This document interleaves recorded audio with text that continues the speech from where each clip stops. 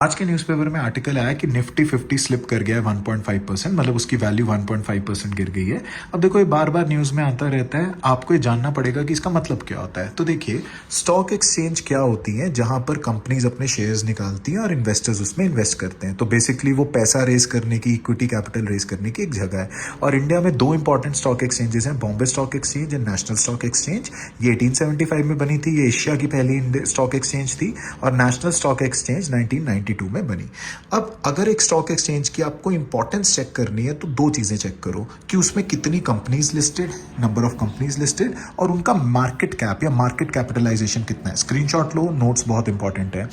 Number of companies listed मतलब कितनी companies ने वहां पे अपने शेयर्स निकालने हैं या आईपीओ निकाला है। जैसे बॉम्बे स्टॉक एक्सचेंज में 7400 कंपनीज ने निकाला है, एनएससी में 1790 ने निकाला है। और मार्केट कैप मतलब जितनी भी कंपनीज ने शेयर निकाला है उनको अगर आज बेच दे मार्केट प्राइस पे तो क्या वैल्यू आएगी। जैसे बीएससी की 266 है, एनईसी की 199 ट्रिलियन है। ऑब्वियसली बीएससी में ज्यादा कंपनीज हैं।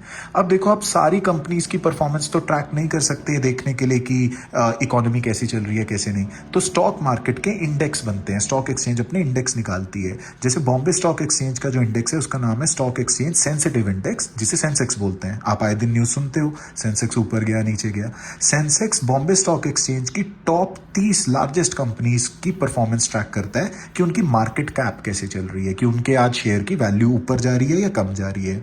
और ये अलग अलग सेक्टर से होती है, जिससे पूरी इकोनॉमी का एक आपको व्यू पॉइंट मिल जाता है। क्योंकि ऑब्वियसली आप सारी कंपनीज नहीं ट्रैक कर सकते, तो आप 30 बड़ी कंपनीज ट्रैक करते हो।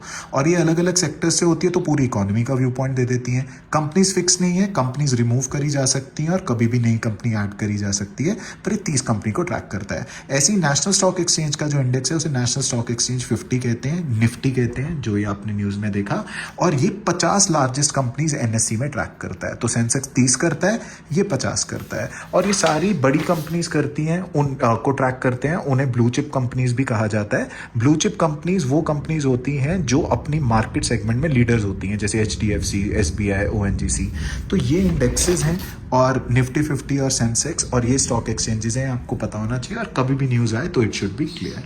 तो अब देखिए, अगली बार आप कभी भी न्यूज़पेपर में देखें तो ये आपके कॉन्सेप्ट्स रिवाइज करना करे, और आपको ये चीज़ें पता होनी चाहिए। अब